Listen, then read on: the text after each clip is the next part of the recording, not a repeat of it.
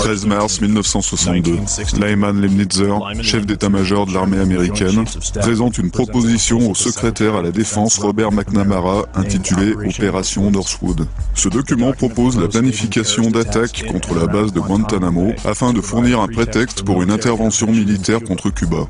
Les plans de l'opération consistaient à lancer des rumeurs sur Cuba en utilisant des radios clandestines, faire entrer des alliés en uniforme cubain dans la base, faire éclater des émeutes près de l'entrée de la base, faire exploser des munitions à l'intérieur de la base et provoquer des incendies, saboter les avions et les navires de la base, bombarder la base avec des obus de mortier, couler un navire près de l'entrée du port, organiser des funérailles pour les fausses victimes, organiser une vague de terrorisme sur Miami et Washington, et enfin détruire un avion drone au-dessus des eaux cubaines.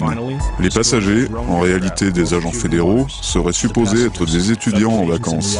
Un avion de la base aérienne d'Eglin serait peint et immatriculé pour ressembler à un avion civil connu appartenant à une organisation de la CIA située à Miami. Ce faux avion serait alors substitué au véritable avion civil et les passagers y seraient embarqués. Le véritable avion serait converti en avion drone. Les deux avions se donneraient rendez-vous au sud de la Floride. L'avion et ses passagers atterriraient à la base aérienne d'Eglin pour évacuer ces derniers. Le drone prendrait le plan de vol prévu et, au-dessus des eaux cubaines, transmettrait un message de détresse avant d'être détruit par télécommande. Le plan fut rejeté par McNamara et Lemnitzer fut limogé par le président Kennedy. 1er décembre 1984. Un Boeing 720 commandé à distance décolle de la base d'Edwards et est volontairement crashé par la NASA pour une expérience sur le kérosène. Avant sa destruction, l'avion avait totalisé 16 heures et 22 minutes de vol, dont 10 décollages, 69 phases d'approche et 13 atterrissages. Août 1997, la couverture du rapport de la FEMA intitulé « Réponse de secours au terrorisme » affiche le World Trade Center en point de mire. 28 février 1998.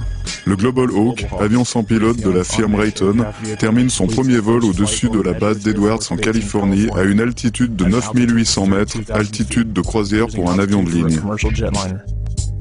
1999, le NORAD commence à conduire des exercices dans lesquels des avions de ligne piratés sont dirigés vers le World Trade Center et le Pentagone. Juin 2000, le ministère de la Justice publie un annuel sur le terrorisme avec le World Trade Center en point de mire. Septembre 2000, le projet pour un nouveau siècle américain, un groupe de réflexion néoconservateur dans lequel figurent Dick Cheney, Donald Rumsfeld, Jeb Bush et Paul Wolfowitz, publie un rapport intitulé « Reconstruire les défenses de l'Amérique ». Dans ce rapport, ceci déclare: le processus de transformation, même s'il apporte un changement révolutionnaire, sera probablement long sans la survenue d'un événement catastrophique catalyseur comme un nouveau Pearl Harbor. 24 octobre 2000. Le Pentagone conduit le premier des deux exercices d'entraînement appelé Mascal, qui simule un Boeing 757 s'écrasant contre ce bâtiment. Charles Burlingame, un ex-pilote de F-4 de la Navy qui travaille au Pentagone, participa à cet exercice avant de se retirer pour travailler dans la compagnie American Airlines.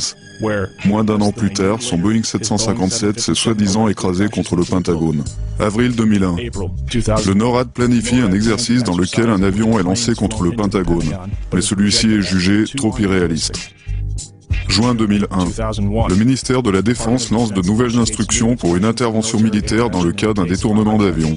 Il est fait état que pour toute réponse non immédiate, le département de la Défense doit obtenir la permission directement du secrétaire à la Défense. Le ministre de la Justice, John Ashcroft, se met à voyager uniquement en jet privé jusqu'à la fin de son contrat en raison d'une évaluation de menaces rapportée par le FBI.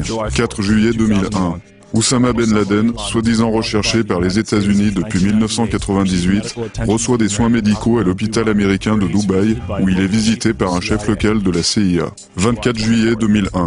Larry Silverstein, qui possédait déjà le bâtiment numéro 7 du World Trade Center, signe un bail de 99 ans pour 3,2 milliards de dollars sur le complexe entier du World Trade Center 6 semaines avant le 11 septembre.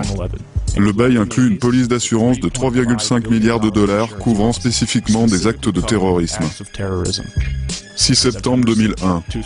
3150 options de vente sont placées sur la compagnie United Airlines. Une option de vente est un pari que l'action d'une compagnie va chuter. Ce jour-là, les options de vente furent plus de 4 fois supérieures à la moyenne quotidienne.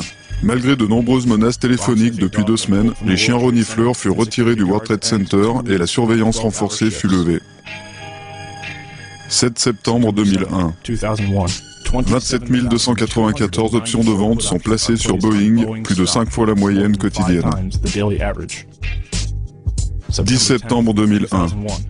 4 516 options de vente sont placées sur American Airlines, presque 11 fois sa moyenne quotidienne. Le journal Newsweek rapporte qu'un certain nombre de hauts gradés au Pentagone annulèrent leur plan de vol pour le jour suivant. Le maire de San Francisco, Willie Brown, reçoit un appel téléphonique l'avertissant de ne pas prendre l'avion le lendemain matin. La radio Pacifica révélera plus tard que cet appel provenait directement de la conseillère nationale à la sécurité, Condoleezza Rice.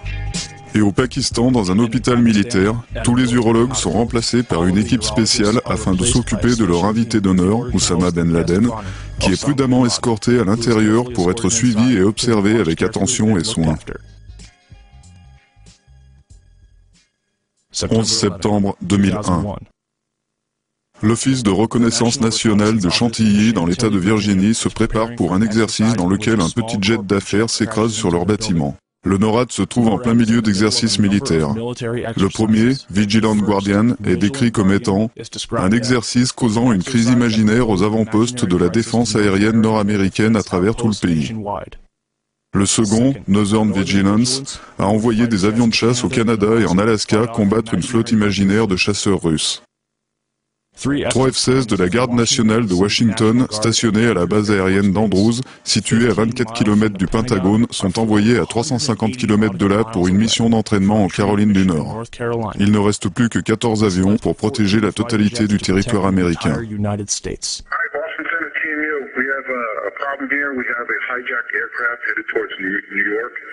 And we need you guys we need someone to scramble some F-16s or something up to help us out. Is this real world or exercise? No, this is not an exercise, not a test. Do we want to think about scrambling aircraft? Oh, God, I don't know. That's a decision somebody's going to have to make probably in the next 10 minutes. Everybody just left the room. The first question I have is basically to get from you a sense of how you would rate the American media in their coverage of the events of the attack last September. Well, let's see. Shamefully is a word that comes to mind. This just in, you are looking at obviously a very disturbing live shot there. That is the World Trade Center, and we have unconfirmed reports this morning that a plane has crashed into one of the towers of the World Trade Center. But overall, the American journalism was cowed and intimidated by this massive flag-sucking, this patriotic orgy. You know, if you criticize the president, it's unpatriotic and there's something wrong with you and you may be a terrorist. So in that sense, Hunter S. Thompson, there's not enough room for dissenting voices? Well, there's plenty of room. There's just not enough people are willing to take the risk. Jim, I don't know whether we've confirmed that this was an aircraft or, to be more specific, some people said they saw a missile. There was definitely a blue logo. It was like a circular logo on the front of the plane. It definitely did not look like a commercial plane. I didn't see any windows on the side. Mark, if what you say is true, those could be cargo planes. You said you didn't see any windows in the side? I didn't see any windows on the side. It was not a normal flight that I've ever seen at an airport. It was a plane that had a blue logo on the front, and it did not look like it belonged in this area. It's just sort of a herd mentality, a lemming-like mentality. If you don't go with the flow, you're anti-American and therefore a suspect. This is as close as we can get to the base of the World Trade Center. You can see the firemen assembled here, the police officers, FBI agents, and you can see the two towers. A huge explosion now, raining debris on all of us. We better get out of the way.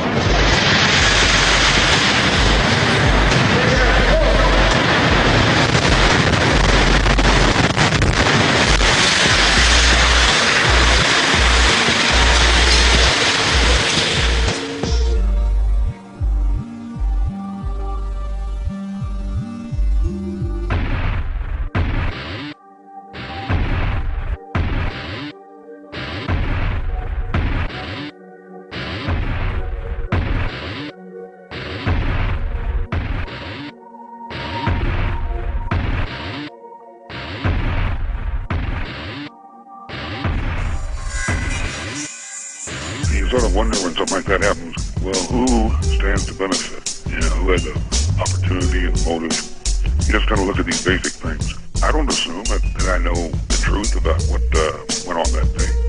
And yeah, I just look around and looking for who had the motive, who had the opportunity, who had the equipment, who had the will.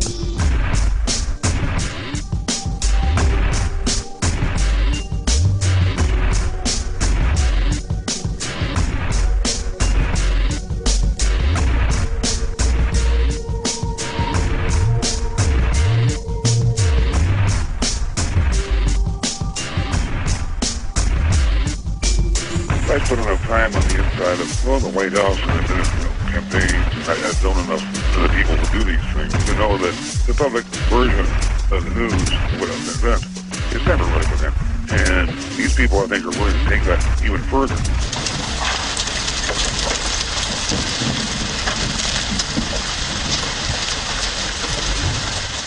It seems a very long bow to me, but are you sort of suggesting that this worked in the favour of the Bush administration? Oh, absolutely. Absolutely.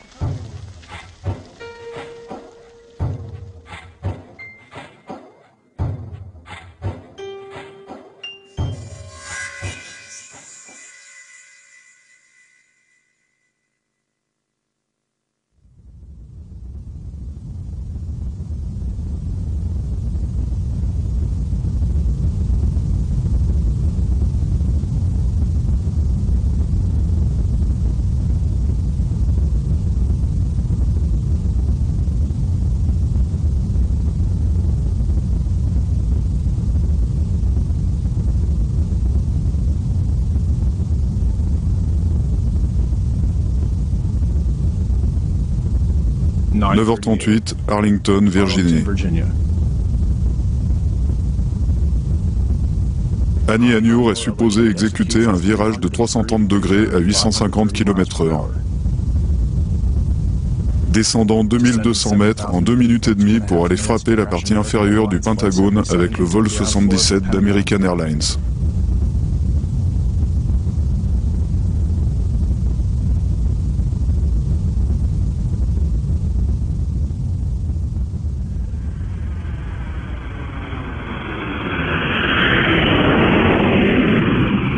Son approche l'amena directement à survoler l'autoroute 395,